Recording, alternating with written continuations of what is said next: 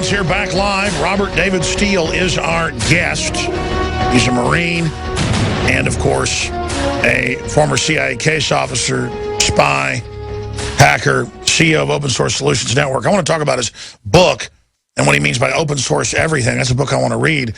But in the short segment, specifically because, you know, Israel does, at least in the U.S., become a sacred cow.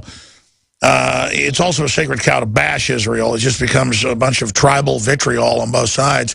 I don't like the Israel lobby manipulating internal politics in this country, and I don't like other lobbies doing it either. So I don't like Israel, or at least people that run Israel, trying to couch any disagreements with what they say as being anti-Israel, even by Jews that live in Israel. It just becomes asinine. It's a way to, it's like saying you're racist if you don't agree with Obama on something, or if you don't like Obamacare, that, by the way, the Republicans just joined the Democrats in funding it. Boehner with Pelosi, but that's another issue we'll cover at another point. So I'm annoyed by both sides of this thing because then I just see vicious vitriol out of the anti-Israel crowd that uses their hatred of Israel as just an excuse to act however they want. But then I see out of what I guess you call the militarized state of the, you know, in Israel as kind of a military-industrial complex that Eisenhower talked about, using that as a way to control Israel and then skim the money off the top from all the U.S. aid. I mean, is that what you're basically getting at? I totally agree with you. And let me come back to Morton Halperin's book, Bureaucratic Politics and Foreign Policy. That book tells you that rule number one in Washington is lie to the president if you can get away with it. And I will tell you that based on my looking at what John Kerry and Chuck Hagel are getting from their intelligence people and what Obama's getting, Obama has nobody today in Washington that he can trust to tell him the truth.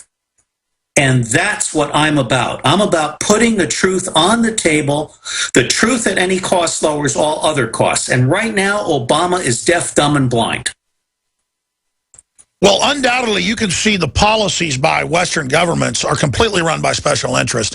And it's like the special interests are driving us off a cliff. They're not going to be able to spend all that money if we have nuclear war with Russia. They're not going to be able to spend all that if we, I mean, it's just so immoral. And I'm not romanticizing the elites of old like Eisenhower and Kennedy and people, but it just seems like there's a decadence to it, and weird warmongering women at the State Department. I mean, it's really obscene. It is obscene, but I have good news for you, and it actually comes from the Rothschilds. I've been working with some people in Europe, and we're looking very much at how the economy is changing and what the messages are that are coming out from the elites. And I want to give Kissinger and Fareed Zakaria high marks, which I don't normally do, because they've broken ranks with the insiders that are pushing this war on ISIS. And if people go to Phi Beta Iota, the public intelligence blog, and just search for ISIS, they'll get some very compelling, truthful surveys of what's actually going on. But here is what happened in London. They had a conference on inclusive capitalism. This was sponsored by the City of London and by the Rothschilds, Lady Rothschild. This is nothing less than a primal scream. This is nothing less than the people who are managing $30 trillion saying, oh my God, the pitchforks are coming. So I'll tell you, Alex, you're absolutely right when you say this is a wonderful time to be alive. Because I think what is happening now is that the financial people are realizing that the two-party tyranny that they've been so happy to sponsor for so long has failed them. And they have to find a third path. And I think you and I are part of that third path. What is your view? Obviously, when nobody lionizes Russia, it's got its share of corruption and, you know, kind of thuggish bureaucracy. But what do you think about Ukraine and where all this is going? Because it seems pretty dangerous to me. Well, let me say, first off, I've been high on Putin for a long time. I think Putin is a professional, a realist, a serious guy, and he has put up with a lot of misbehavior by the United States as well as elements of Europe. On the Ukraine, Putin shares some of the blame because he allowed a corrupt communist government to go for too long, but now we have a corrupt fascist government. The Ukraine is a really ugly mess. The United States has no business being in there. NATO has no business saying that well, first off, NATO has been violating its promise to Russia that we would not embrace the Eastern European countries and add them to NATO. So we have a whole long line of broken promises with respect to Eastern Europe as a buffer zone. Well, it's a broken treaty, isn't it? Go ahead. I mean, it's pretty much a broken treaty, right? Yes, and we are the violators. We should not be in the Ukraine, period. I want to hear where you think it's going, sir, when we come back and move into Ebola, open source, everything, and phone calls. Toll-free number to join our guest, and here's an article about it in the Guardian. The open source revolution is coming, and it will conquer the 1%, ex-CIA spy says. Our guest, Robert David Steele. Stay with us. We're on the march. Censored pages of the 9/11 Commission report. Toll-free number to join us to talk to our guest with foreign policy or geopolitical questions.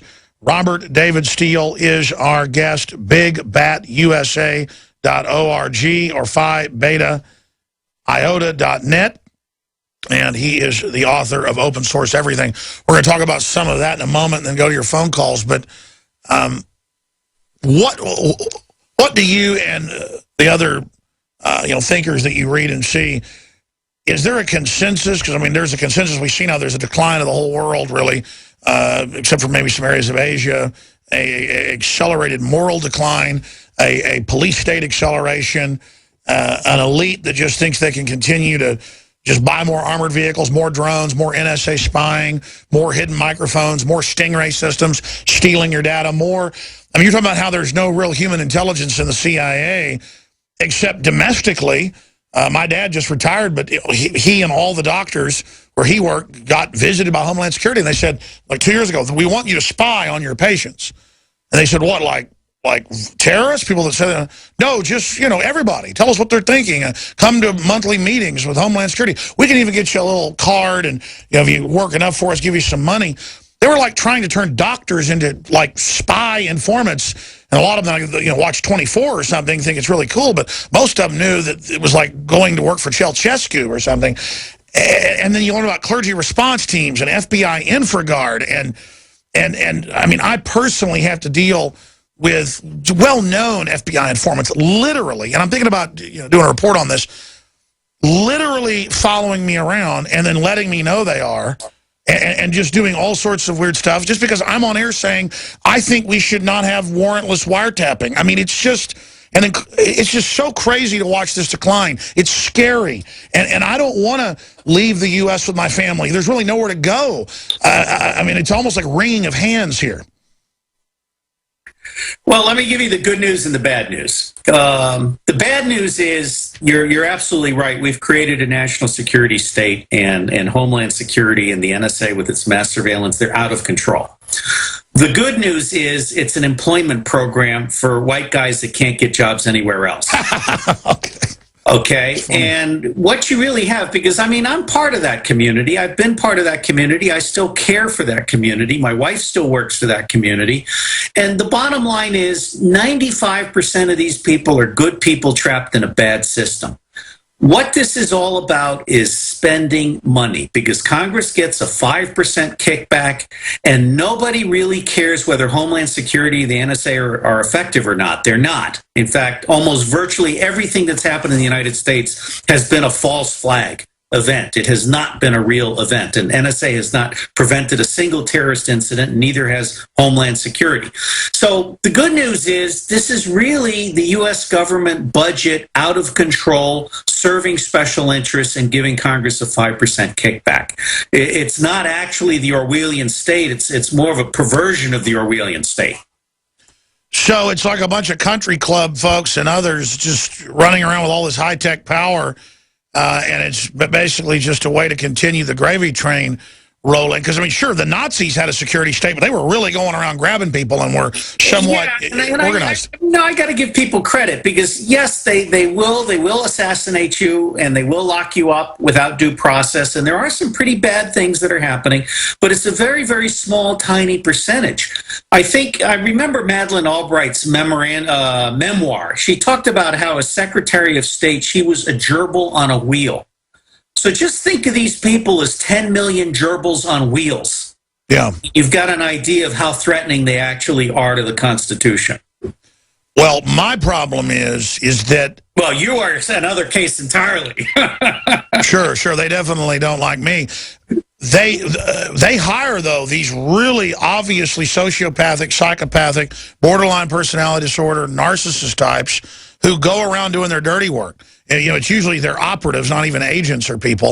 And then you'll find people with 2 or 3 degrees and a big combat resume that run 8 miles every morning and are super moral and, you know, volunteer at the church.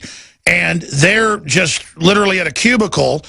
And then you'll just have whoever's psychopathic just running around on the streets, you know, doing whatever they want. I mean, I had family. Obviously, the CIA recruits a lot out of Texas who just, you know, before they died were just point blank that, you know, they were taken out of the Army, put in black ops teams, and went around assassinating people inside the U.S. And it just, you start learning how pervasive all this is. So when you say, yeah, they lock people up, they have rendition, they kill people, it is a very small percentage, but